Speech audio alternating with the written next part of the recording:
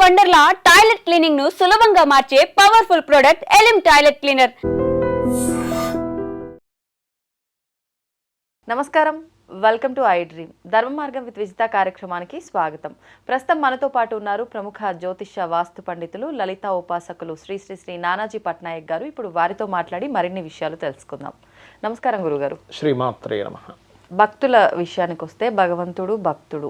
మనం ఎంతో జ్ఞానం ఉండి అన్నీ తెలిసే వయసులో ఉన్నా కూడా మనకు ఇది చెయ్యాలి, ఇది చెయ్యొద్దు భగవంతుడి విషయంలో అనేది ఒక క్లారిటీ ఉండదు. మనం ఇన్ని పూజలు చేస్తున్నప్పటికీ ఒక నిజమైన భక్తుడిగా మనం ఉండలేము. కానీ ప్రహ్లాదుడి విషయానికి వచ్చేసరికి పుట్టిన క్షణం నుంచే విష్ణు భక్తుడుగా ఉన్నాడు. ఆయన ఇంకా ఎంత అంటే ఆయనని ఎంత టార్చర్ చేసిండ్రో మనకు అవన్నీ తెలుసు, మనం విన్నాం అవన్నీ కథలు పురాణాల ద్వారా తీసుకుంటే. అంత హింసించినప్పటికి కూడా ఆయన ఆ భక్తిని వదిలిపెట్టలేదు. ఎందుకు అంత చిన్న వయసులోనే పుట్టినప్పటి నుంచి అంత భక్తుడిగా ఎలా తయారయ్యాడు ఆ వయసులో? దానికి చాలా ఇన్డెప్త్ ఇది ఒకటి ఉంది. ఎట్లా అంటే ప్రహ్లాదుడి యొక్క తండ్రి హిరణ్యకశిపుడు ఏం చేస్తాడంటే ఆయన తపస్సుకి వెళ్తాడు వరాలు పొందడానికి. వెళ్ళినప్పుడు ఇంద్రుడు అతని యొక్క రాజ్యాన్ని మొత్తం కైవసం చేసుకుంటాడు. అప్పుడు హిరణ్యకశిపుడు భార్య గర్భవతిగా ఉన్నప్పుడు ఇంద్రుడు తీసుకెళ్ళిపోతున్నప్పుడు అప్పుడు నారదుడు అడ్డుపడి చెప్తాడు, ఏంటి నువ్వు అన్నప్పుడు అప్పుడు వదిలేసినప్పుడు ఈ హిరణ్యకశిపుడు యొక్క భార్యని ఒక ముని ఆశ్రమంలో నారదుడు పెడతాడు. పెట్టినప్పుడు అప్పుడు నారదుడు నారాయణుని గురించి చెప్తూ ఉంటాడు, విష్ణువు గురించి చెప్తూ ఉంటే హిరణ్యకశిపుడు భార్య ఆవిడ ఎవరైతే ఉంటుందో ఆవిడ కడుపులో ఈ ప్రహ్లాదుడు ఉండి వింటూ ఉంటాడు, ఊగొడుతూ ఉంటాడు ఆయన చెప్పేది. అంటే ఆ ఏజ్ నుంచే మనం చూడండి, మహాభారతంలో కూడా ఇది ఉంటుంది. మనకి అర్జునుడి యొక్క పుత్రుడు అభిమన్యుడు ఆ యొక్క పద్మవ్యూహాన్ని ఎలా ఛేదించాలనేటువంటిది పొట్టలో వింటూ ఉంటాడు. అందుకే మన వాళ్ళు ఏం చెప్తారంటే, ప్రెగ్నెన్సీతో ఉన్న వాళ్ళు దేవతా సంబంధించినవి మంచి పనులు, మంచివి సంబంధించినవి వినాలి, నెగిటివ్ సంబంధించిన ఎక్కువ వినకూడదు, నెగిటివ్ సంబంధించిన ఎక్కువగా చేయకూడదు, ఎక్కువ స్ట్రెస్కి గురవ్వకూడదు అని చెప్పేది. అందుకే మన వాళ్ళు ప్రభావం ఉంటుంది అనేటువంటిది. యాక్చువల్గా శ్రీమంతం టైంలో గాజులు కూడా ఎందుకు వేస్తారంటే ఈ సౌండ్ ఇక్కడ పొట్టలో ఉన్నటువంటి ఆ బేబీకి ఒక రకమైన ఆహ్లాదకరమైనటువంటి దీన్ని తెచ్చిపెడుతుంది. యాక్చువల్గా మన ట్రెడిషనల్లో ఉన్నటువంటిది అది. అయితే ఇక్కడ ఈ రకంగా ఇతని ఆశ్రమంలో ఉన్నప్పుడు తెలుసుకున్నది ఒక ఎత్తు అయితే, ప్రతి జీవికి కూడా డెత్ డేట్ ఎలా అయితే ఉంటుందో, మనకి బర్త్ డేట్ ఎలా ఉంటుందో డెత్ డేట్ కూడా ఫిక్స్ అయి ఉంటుంది. అన్నీ కలిసి రావాలి అక్కడ. ఇక్కడ ప్రహ్లాదుడు గనక విష్ణు భక్తుడు అవ్వకపోతే హిరణ్యకశిపుడు మరణం వచ్చేది కాదు. ఇప్పుడు అసలు పుత్రుడు అలా లేడనుకోండి, ఆయన అతన్ని ఎన్నో రకాలుగా హింసించాల్సిన అవసరం వచ్చేది కాదు. ఇంకా ఆఖరికి విసిగిపోయి ఎక్కడున్నాడు చెప్పు, శ్రీహరి ఎక్కడున్నాడు చెప్పు, ఇక్కడున్నాడా అంటే స్తంభం నుంచి బయటకు వస్తాడు. అలా స్తంభం నుంచి బయటికి రావాలి అంటే మరి ప్రహ్లాదుడు అలా ఉండాలి కదా. అందుకని ఫస్ట్ ఫిక్స్డ్ ఇదంతా కూడా. అతని కోరిక కూడా అలాగా ఆ రకంగా కోరుకున్నాడు, ఇంటా బయట కాదు. అందుకే ద్వారబంధం మీద పగలు కాదు రాత్రి కాదు, సంధ్యాకాలంలో నరుడు కాదు వానరుడు కాదు, సింహం పైన సింహం ఆకారం కింద మనిషి ఆకారం, ఎటువంటి ఆయుధాలు అవ్వకూడదు అన్నప్పుడు గోర్లతో. అందుకని ఏంటంటే అవన్నీ ఒక ప్రణాళిక చూస్తే కనుక.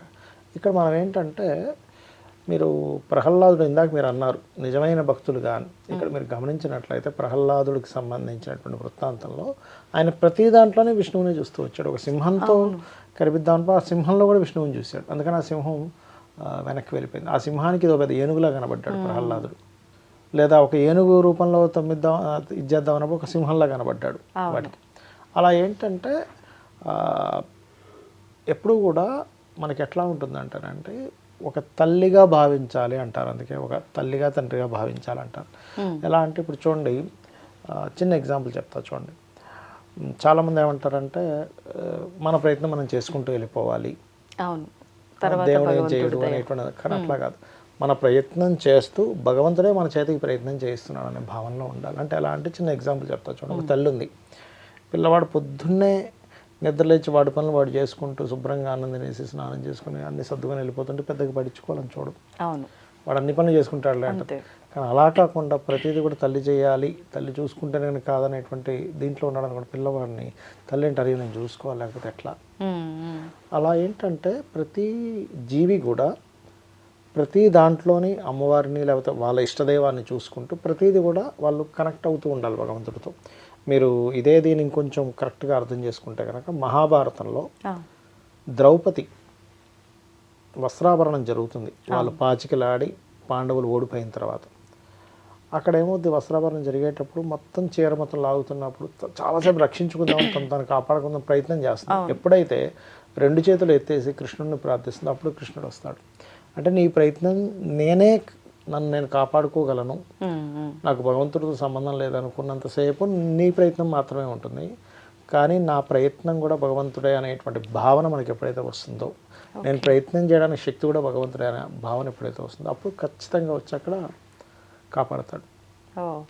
అది సో ఏంటంటే ఇక్కడ మనం అర్థం చేసుకోవాల్సింది ప్రయత్నం వేరు, భగవంతుడు వేరు కాదు. ఆ ప్రయత్నానికి శక్తి ఇచ్చేవాడు కూడా భగవంతుడే. దీంతో మీరు ఎప్పుడైతే మీరు ముడిపెట్టుకుంటారో మీ జీవితాన్ని ఆటోమేటిక్గా సక్సెస్ ఉంటుంది. ఇక్కడ ఏంటంటే సక్సెస్సా లేకపోతే సక్సెస్ లేకపోవడం కాదు. నా ఉద్దేశం ఏంటంటే ప్రతిదీ కూడా మనం ఆ కర్మచక్రంలో పట్టి తిరుగుతున్నాము. నీకు అనిపించవచ్చు సక్సెస్ కాదేమో అని, కానీ ఒక్కొక్కసారి అది సక్సెస్ కూడా అవుతుంది ఒక్కోసారి. అంటే ఎలా అంటే చిన్న ఎగ్జాంపుల్ చెప్తా చూడండి. ఒక వ్యక్తి నేను చూశాను ఒకసారి, ఒక వ్యక్తి ఒక బిజినెస్ పెట్టి లాస్ అయ్యాడండి. అందరూ ఏమన్నారంటే ఆయన తిట్టారు, నీకు అసలు బిజినెస్ చేయడం రాదు, అది రాదు, ఇది రాదు. అది చాలా చిన్న బిజినెస్. మహా అంటే ఆ బిజినెస్లో ఆయన ఎంత టాప్ పొజిషన్కి వెళ్ళినా రోజుకు ఒక 2-3 వేల కంటే ఎక్కువ సంపాదించేవాడు కాదు. అది లాస్ అయిపోయి ఆయన అందులోంచి ఇంకో బిజినెస్లోకి వెళ్ళాడు, అక్కడ కొన్ని కోట్లు సంపాదించాడు. ఇదే ఇందులో సక్సెస్ అయ్యి ఉంటే ఆయన అక్కడ అయిపోయి ఉండేవాడు. సక్సెస్ అవ్వకపోవడం వల్ల ఆయన ఆ బిజినెస్లోకి వెళ్ళాడు. మనం అనుకుంటాం మనకు తెలిసిన జ్ఞానంతో వీడికి బుద్ధి లేదు, వీడి ఇట్లాంటిది తెచ్చుకున్నాడు అది ఇది అని, కానీ అసలైన ప్రణాళిక వేరే ఉంటుంది. అతను ఒకటే మాట అన్నాడు, నేను ఒకటే మాట చెప్పా ఆయనకి, నువ్వు ఒకటే అనుకో, ఇది నీ మంచిగా జరిగింది అనుకో. ఎందుకంటే ఆయన నాకు ఆ జాతకం పట్టుకొని వచ్చాడు అప్పుడు. సరే నేను ఒక బిజినెస్ పెట్టాను, లాస్ అయిన పరిస్థితి ఏంటంటే నీకు పెద్ద బిజినెస్ జాతకమే అనేది, ఇప్పుడేదో టైం బాగాలేదు, ఫ్యూచర్ బాగుంటుంది, నువ్వు ఒకటే అనుకో, ఇది నీ మంచిగా జరిగింది అనుకో. సార్ అలాగా సార్, అది ఉన్న కొంచెం బంగారం అమ్మేసి నేను స్టార్ట్ చేశాను, ఇంట్లో వాళ్ళందరూ తిడుతున్నారు, ఉన్న బంగారం అమ్మేసావు అది ఇది అని. ఇప్పుడు ఆయన మీరు నమ్మరు, కొన్ని వేల కోట్లకు అధిపతి. ఎక్కడ చిన్న బిజినెస్ ఎక్కడ అంటే మనం అనుకుంటాం కానీ ఆయన అప్పటి నుంచి కూడా ఒకటే నమ్మాడు సిద్ధాంతం, లేదు అంతా భగవంతుడు నడిపించుకుంటాడు, నేను నా పని నేను చేసుకుంటూ వెళ్ళిపోతాను. నమ్మకం ఉండాలి, నమ్మకం ఉండాలి, అంతా భగవంతుడు అనేటువంటి భావన ఉండాలి. అదే నిజమైన భక్తి. ఒక్కసారి సక్సెస్ రాగానే భగవంతుడు ఉన్నాడు, లేకపోతే నా గొప్ప అనుకోవడం, సక్సెస్ రాకపోయేసరికి భగవంతుడు లేడని వదిలేయడం భగవంతుడు, అది భక్తి అనిపించుకోదు. ఇప్పుడు మీరు ఆయన కడుపులో ఉన్నప్పుడే ఇవన్నీ విని పెరగటము అని అన్నారు కదా, కానీ కొన్ని సందర్భాల్లో మనం కడుపులో ఉన్నంత వరకు ఆ శిశువు అన్నీ గుర్తుంటాయి, గత జన్మ కర్మలు అవన్నీ కూడా ఉంటాయి, వీటి పర్పసే నేను వచ్చాను అన్న జ్ఞానం కూడా ఉంటుంది. కానీ భూమిపైకి వచ్చిన తర్వాత ఇవన్నీ మర్చిపోయి మళ్ళీ ఈ మానవ సంబంధాల మధ్య పడతారు, ఇవన్నీ మరి ఆయన విన్నవి అవన్నీ మర్చిపోవడం జరగలేదా? కారణ జన్ముడు కదా. ఓకే, ప్రహ్లాదుడు కారణ జన్ముడు, అందరికీ అది మన మానవ మాతృలకు అది సాధ్యం కాదు. మానవ మాతృల్లో కూడా కారణ జన్ముడు సాధ్యం. అది ఎవరు అనుకోవచ్చు అట్లా అంటే వాళ్ళు పర్టికులర్గా కొన్ని వాటి కోసం పుడతారండి. వాళ్ళు కొన్ని కాంబినేషన్స్ ఉంటాయి కారణ జన్మలకి. జూపిటర్ అండ్ సన్ చాలా స్ట్రాంగ్గా ఉంటారు వాళ్ళు. కొంతమంది జాతకాలు చూస్తే కూడా మీరు ఆల్రెడీ మీ యొక్క వంశంలోనే 3 తరాల క్రితం పుట్టారని కూడా చెప్పొచ్చు మనం. అదేంటంటే ఆ తరాన్ని ఉద్ధరించడం కోసం వస్తారు, వాళ్ళ వంశాన్ని ఉద్ధరించడం కోసం పుడతారు కొంతమంది. ఓకే, అంటే ఆయన ఒక ప్రణాళికతోటే పుట్టాడు కాబట్టి ఆయనకు అన్ని గుర్తున్నాయి, ఆ ప్రకారంగానే ఆయన జీవనం సాగింది. భక్తుడు అంత విష్ణు భక్తుడు అవ్వాలంటే కారణజన్ముడు కాకుండా ఎట్లా అవుతారు? నిజంగానే. అవునండి, ధన్యవాదాలండి. శ్రీమాత్రే నమః. తవ్వుతున్న శివలింగం సరే దాన్ని అట్లా కప్పేసేయండి, చూపించదండి. కృష్ణ ఇస్ దేర్, మూర్తి పూజ కాదు, సాక్షాత్ బ్రజేంద్ర నందన భగవాన్ ఉన్నారు మూర్తిలో. ఏమీ ఆశించకుండా ఆరాధించే వాళ్ళు కూడా ఉన్నారా ప్రభుజీ? నిజమైన భక్తి అంటే మనకు తెలియదు కాబట్టి